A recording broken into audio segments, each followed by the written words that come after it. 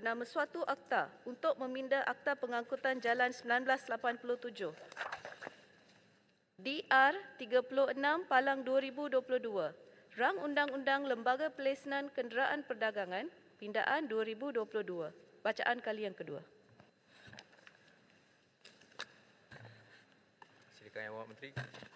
Tan Sri Yang di-Pertua, saya mohon mencadangkan rang undang-undang bernama suatu akta untuk meminda Akta Lembaga Pelesenan Kenderaan Perdagangan 1987 dibacakan kali yang kedua sekarang. Terima kasih. Ada yang menyokong? Oh, sila. Maaf, huraian. Silakan. Yang Awak. Apa dia? Huraian. Ya.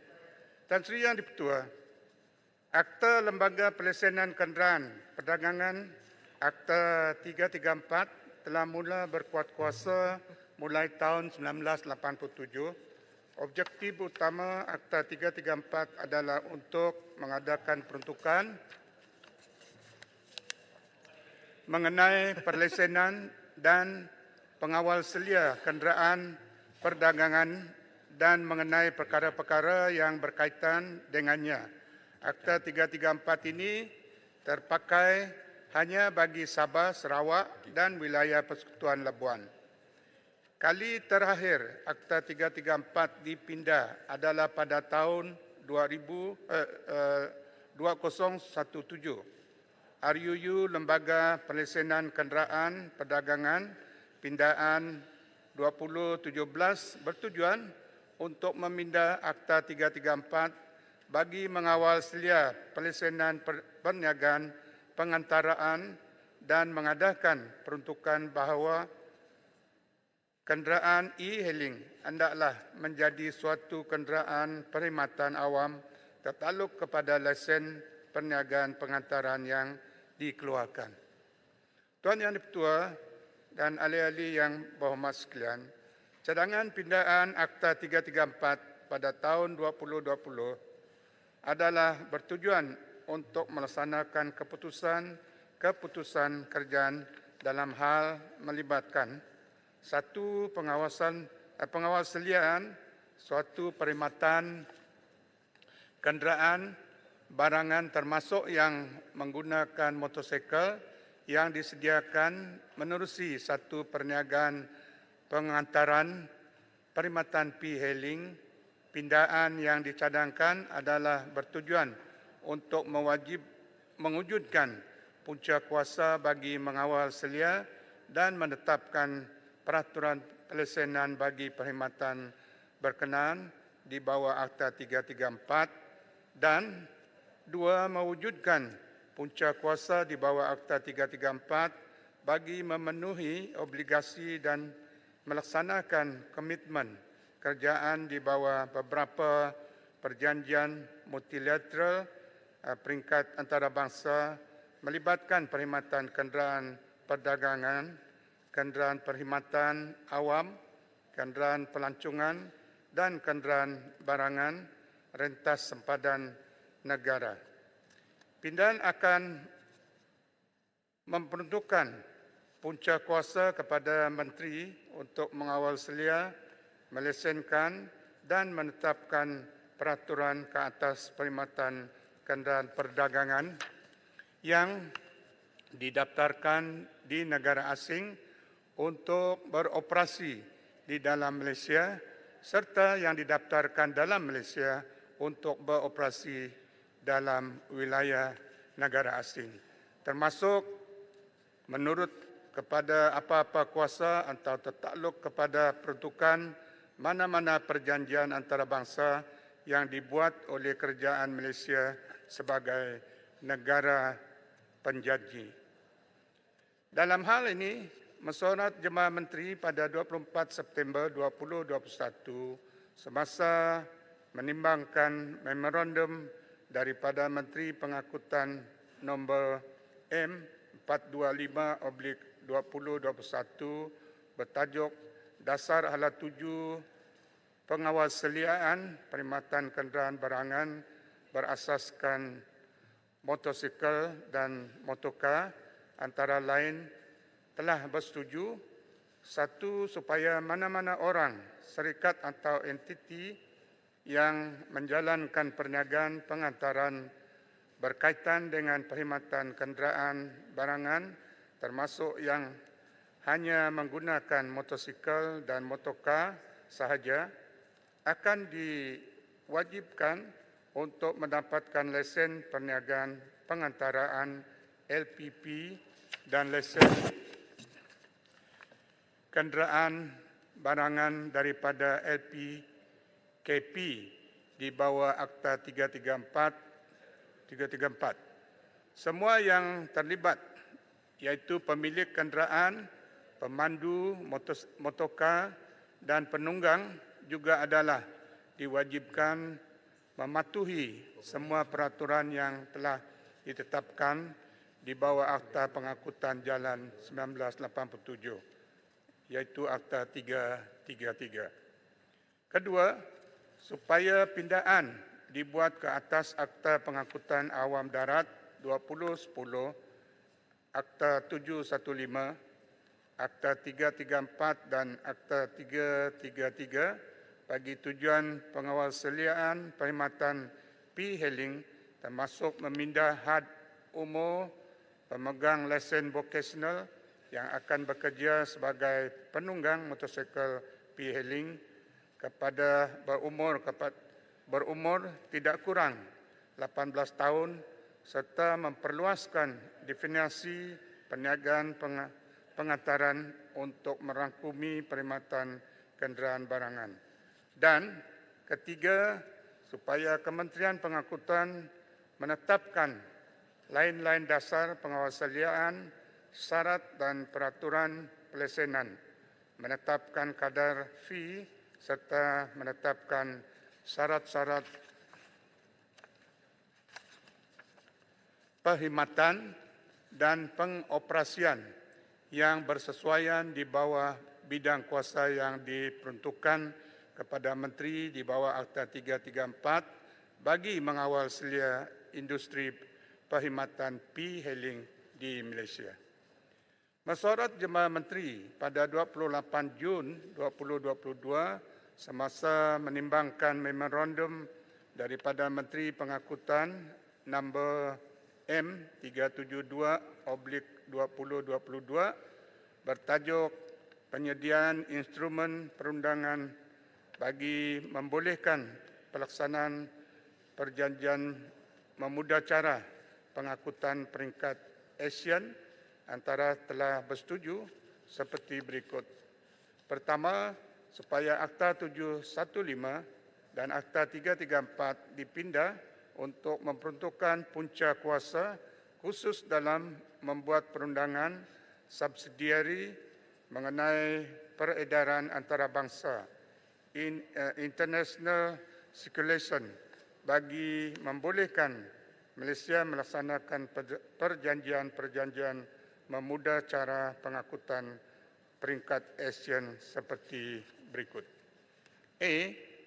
ASEAN Framework Agreement on Facilitation of Goods in Transit, AFGIT. B. ASEAN Framework Agreement on the Facilitation of Interstate Transport, AFAFIST. Dan C.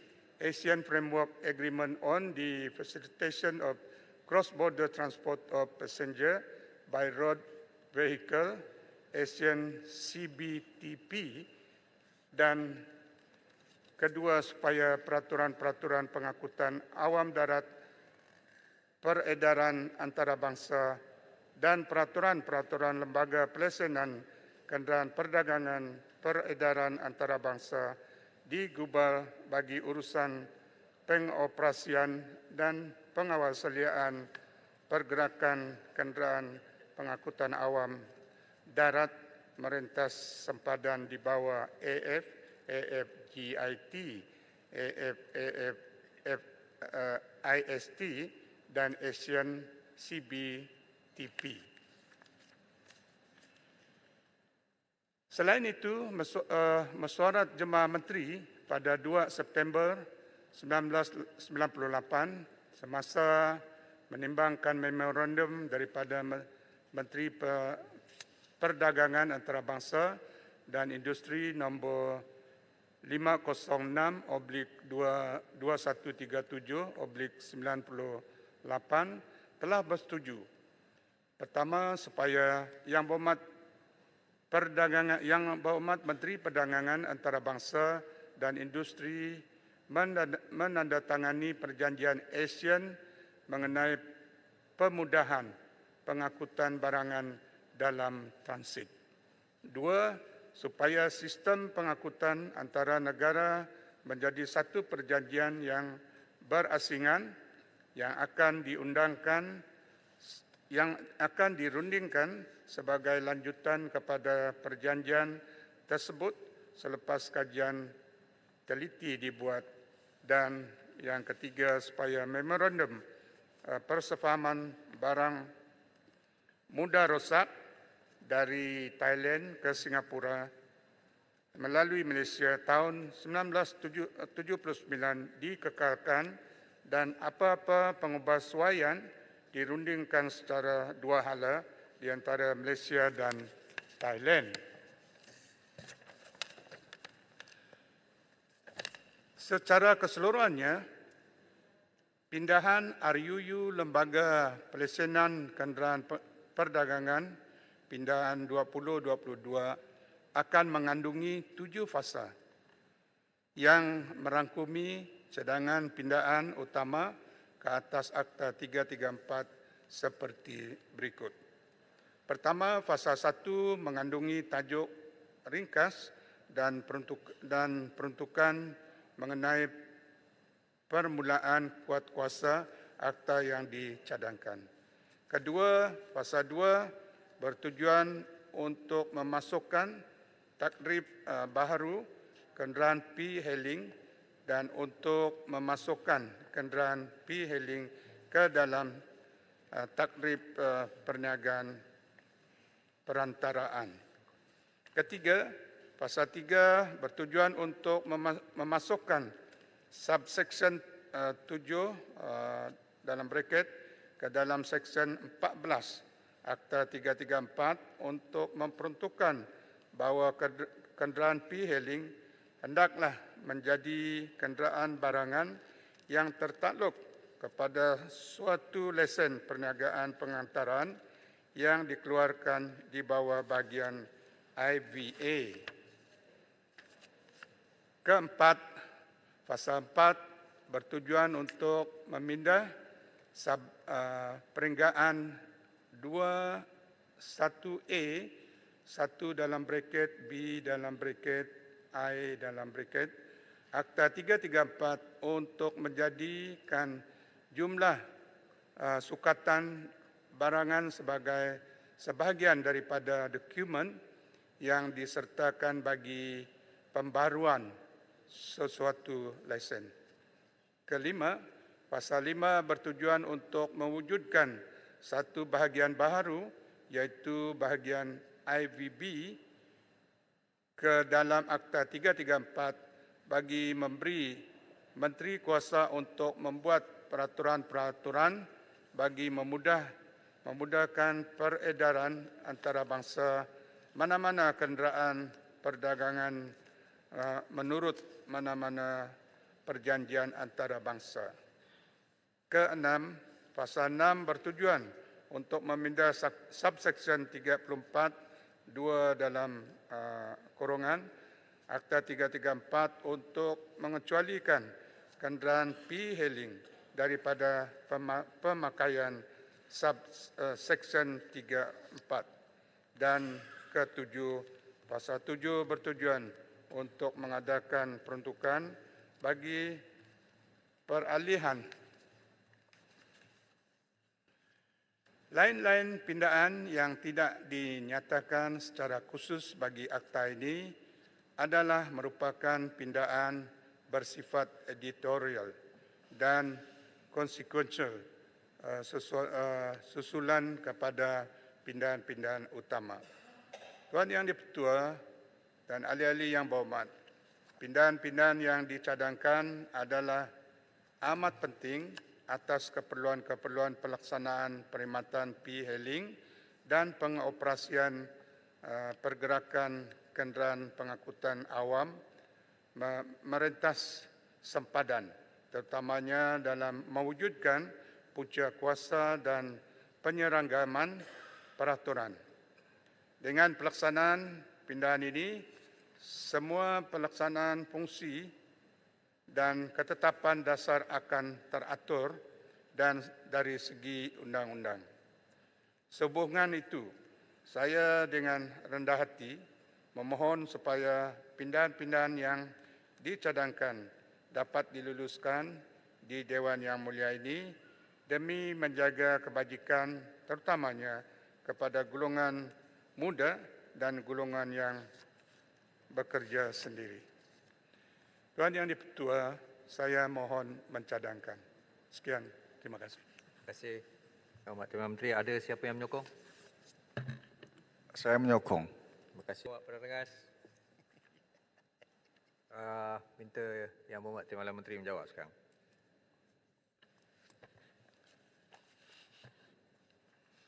Terima kasih Tan Sri Yang Dipertua.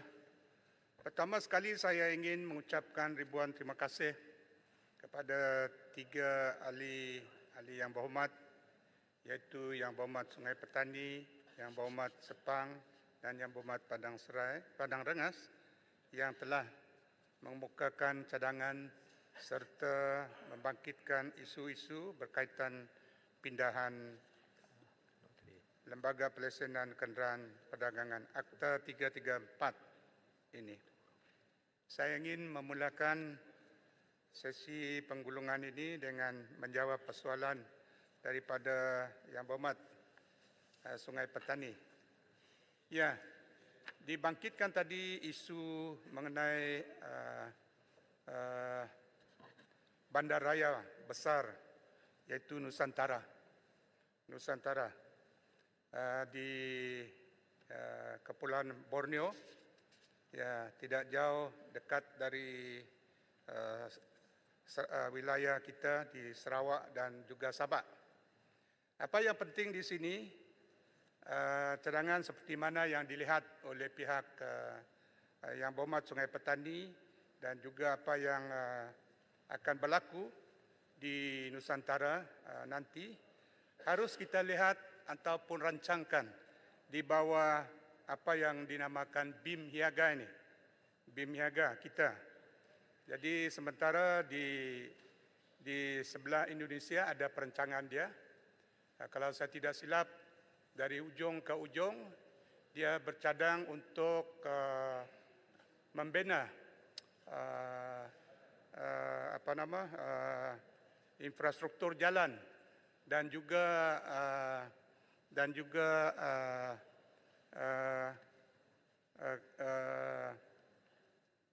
kereta jalan dan lain-lain dari ujung ke ujung. Dan ini yang saya kira sepatutnya juga dilakukan ataupun dirancangkan oleh pihak kita di bawah BIM Hiaga. Dan Yang Hormat. perkara lain yang Yang Hormat, Ulu Rajang nak minta mencelah. Saya tolong Yang Berhormat. ya, Saya tolong Yang Berhormat. Baik. Okey, Berhormat, terima kasih. Tadi Sungai Petani telah bercakap, saya di luar. Saya mendengar mengenai ibu kota negara Indonesia, iaitu Nusantara. So, saya bersetuju dengan Yang Berhormat Sungai Petani supaya Kementerian Pengangkutan harus berfikir dengan jelasnya kerana 2 tahun ataupun tahun hadapan, 2 kementerian sudah berpindah ke Nusantara. Jadi kuasaan dia berdekatan dengan Nusantara adalah kuasaan Parlimen Hulu Rijang, di mana saya dengan Sungai Petani dan juga Ledang telah pergi ke kuasaan sempadan. Jarak jauh, Tan Sri Speaker. Dari kuasaan saya border tu, sempadan tu 20 km dari Long Nawang, dan dari Long Nawang ke Nusantara kurang lebih secara straight line 400 km. Jadi saya minta Kementerian Pengangkutan supaya bersedialah. Kalau Indonesia telah membuatkan satu plan induk menggunakan jalan raya border security road.